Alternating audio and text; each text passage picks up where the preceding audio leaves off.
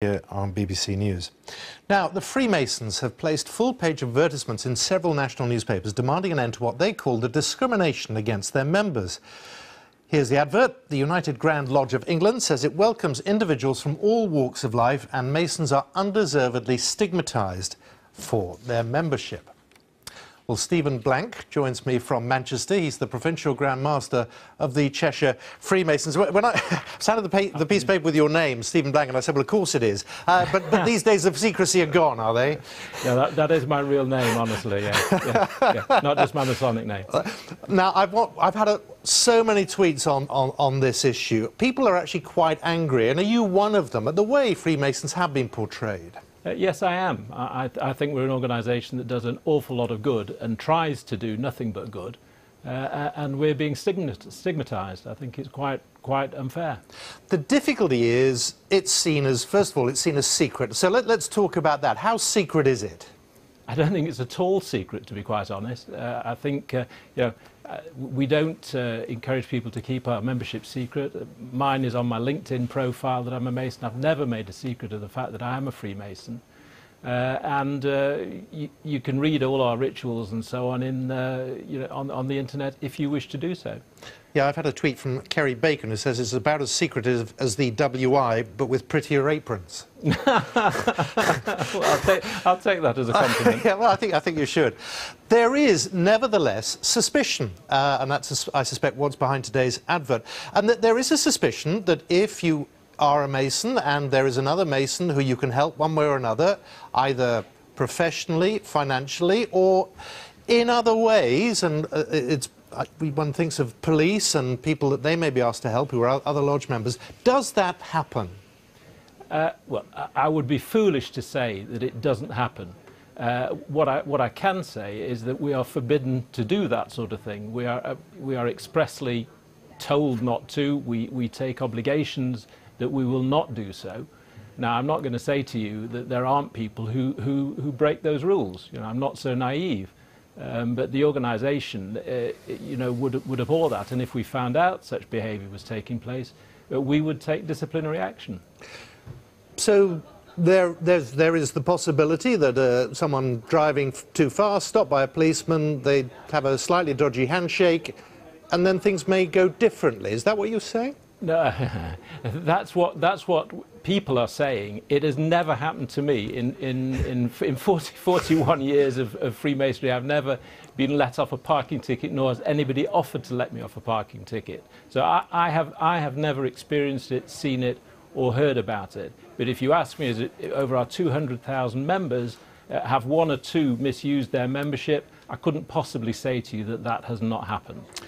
Now, the image of a rather sinister body, embodied, I was talking to the Grand Master earlier, who was talking about, Morse, other Sherlock Holmes programmes, which portrays Freemasons in a certain way. That is the image that you are trying to put an end to, is it?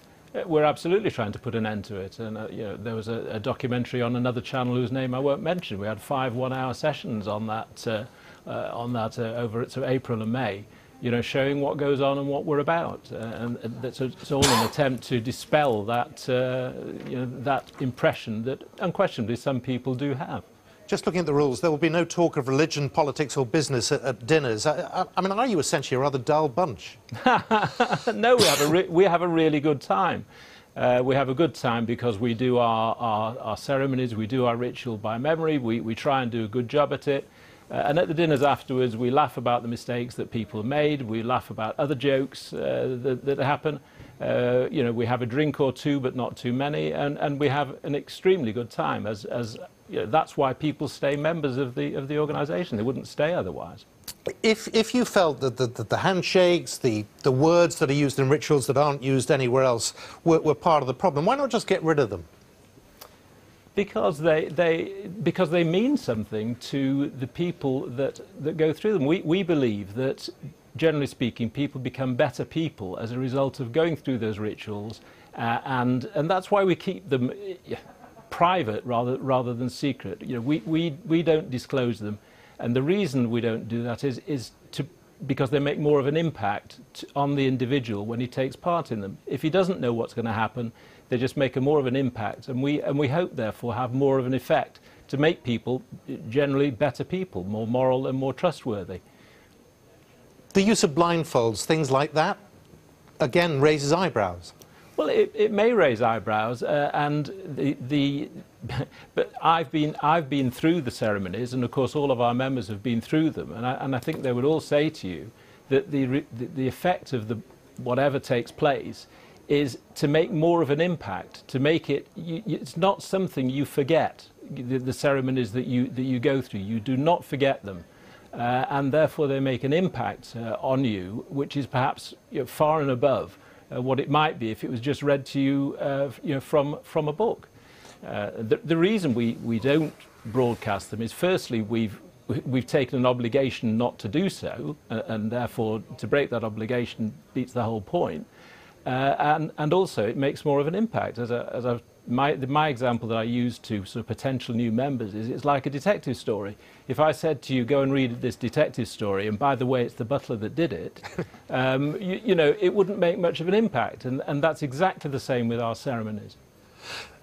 If someone had said to me 20 years ago I would be interviewing someone on television about Freemasonry, they'd be as open as you have been, I'd have said, don't be so silly. I mean, things really have changed, and that's your message, is it? Enough is really enough.